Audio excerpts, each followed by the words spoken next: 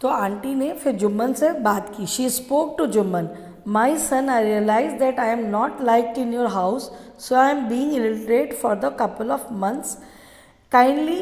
तो जब उनके साथ ऐसा व्यवहार उनकी वाइफ कर रही थी आंटी के साथ, जुम्मन की वाइफ ने जब गंदा व्यवहार किया, तो उन्होंने एक दिन जुम्मन को बुला के कहा कि बेटा, मुझे लग रहा है कि तुम्हारे घर में अब मेरे साथ बहुत गंदे तरीके से ट्रीट किया जा रहा है, इल ट्रीट हो रहा है। तो कुछ महीनों से मैं देख रही हूँ, तो kindly give me monthly allowance so that I can make my own food in a separate kitchen. तो आंटी ने कहा कि इसलिए मुझे तुम हर महीने एक अलाउंस दो। अलाउंस का मतलब होता है कुछ पैसे दो, कुछ पैसे दो ताकि मैं अपना खाना अपने एक अलग किचन में बना सकूं। तो does the money grow on tree, from where will I give you monthly allowance, be patient, said Jumman and went outside. तो जब ऐसे जुम्मन ने सुना तो उसने कहा कि क्या पैसे जो हैं वो पेड़ पे उगते हैं, मैं कहाँ से तुम्हें हर महीने दूंगा अलाउंस, तो तुम थोड़ा धैर्य रखो। और इसके बाद जुम्मन जो था वो घर के बाहर चला गया। This made his aunt very angry and she took her case to the village panchayat. तो इस वजह से आंटी को बहुत बुरा लगा और वो अपने इस प्रॉब्लम को, अपने केस को लेके गांव के पंचायत के पास गई। After a few days the panchayat was held under an old banyan tree. तो बहुत कुछ दिनों के बाद जो पंचायत थी गांव की, वो एक पुराने पीपल, बनियन मतलब बरगद के पेड़ के नीचे, लोग पहले पेड़ के नीचे बैठ के ऐसे सबको बिठा के पंचायत लगाते थे। तो उन लोग एक बरगद के पेड़ के नीचे बैठे। Jumman came forward and said, the panch is just like the God.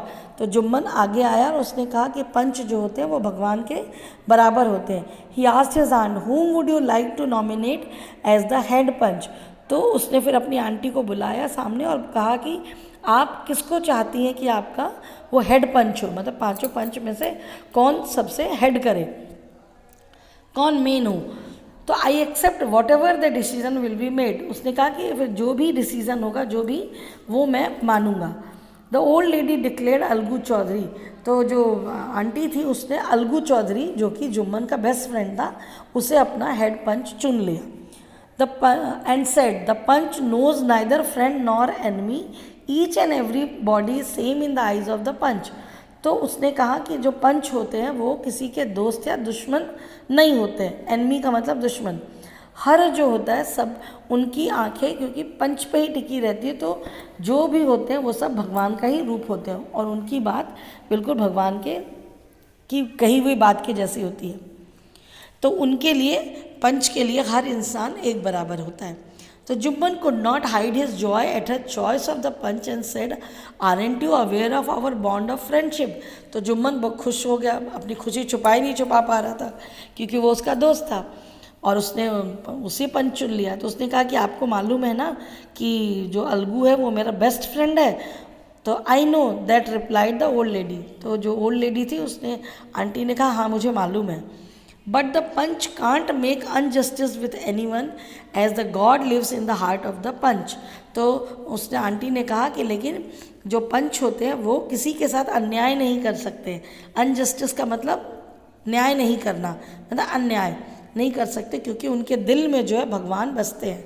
पंच के दिल में भगवान रहते हैं और उनकी जो आवाज़ होती है वो पंच, भगवान की आवाज़ होती है, पंचों की जो आवाज़ होती है। Now the old lady explained her case. तो जो आंटी थी उन्होंने अपना पूरा केस जो था वो बताया। After hearing the case, Algu said, Jumman, as we are friend so your aunt is as dear to me as she is to you.